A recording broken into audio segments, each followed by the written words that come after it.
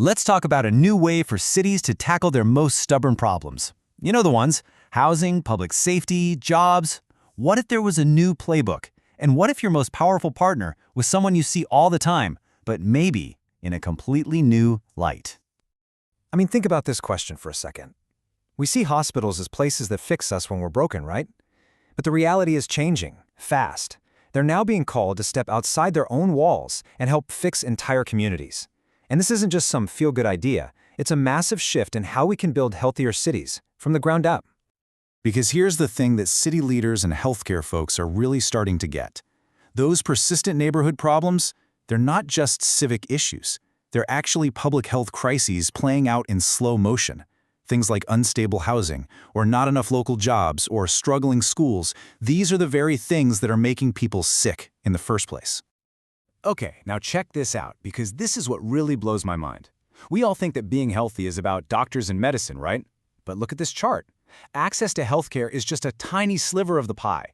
The vast majority of what determines your health is your neighborhood, your job, your social connections, your education. It's everything outside the clinic. And there's a name for all this stuff: social determinants of health. SDOH for short. It's just a formal way of saying that the conditions where we live, learn, work, and play have a huge impact on our health.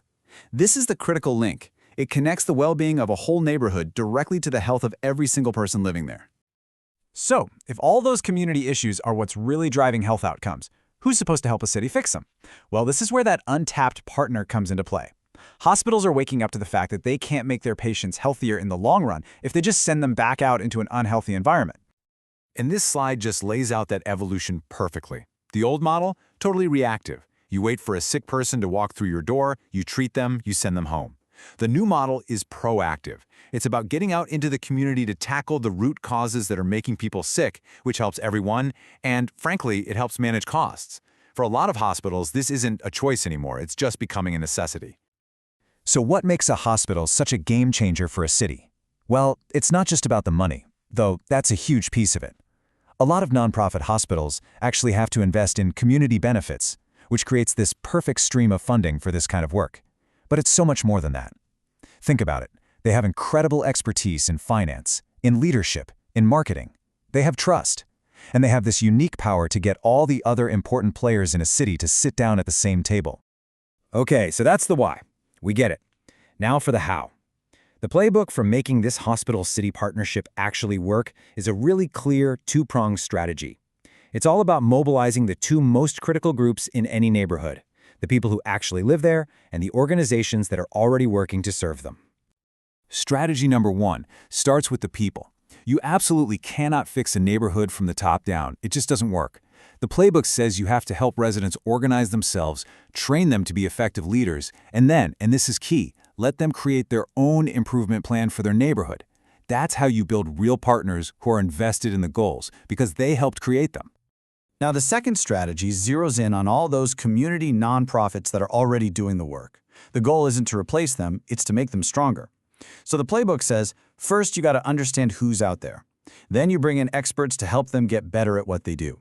And only then do you make strategic investments. You're basically building a superpowered army of capable partners on the ground. Having a brilliant strategy on paper is one thing, but making it work in the real world, that's a whole different ballgame. So let's talk about the key principles that turn this playbook from just a document into real, measurable impact for a community. I love this quote because it is just so brutally honest. Success is not about a hospital or a city just cutting a check and walking away. If you don't build up your partners first, if you don't have that relationship and a rock-solid plan, you're basically just hoping for the best. This has to be a partnership, not just a transaction.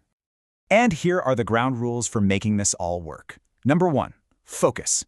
Don't try to boil the ocean. Pick one area where you can make a real, visible difference. 2, use data for everything. Let it guide your decisions and show you it's actually working. 3, bring everyone to the table. No partner is too small. And finally, number 4, the hospital can't be a silent partner. It has to be an active, hands-on leader in this whole effort. And this right here might be the most important thing to remember.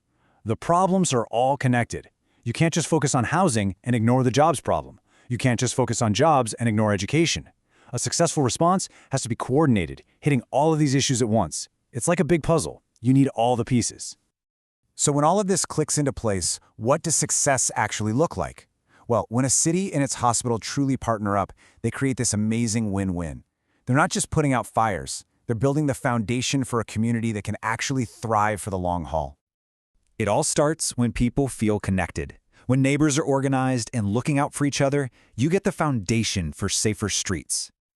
And that stability, it just radiates outward.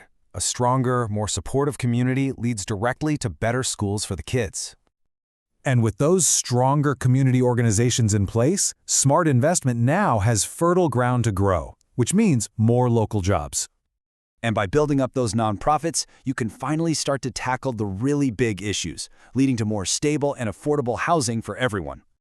And when you put all of those pieces together, the safe streets, the good schools, the jobs, the housing, you get the ultimate prize. You get healthier people.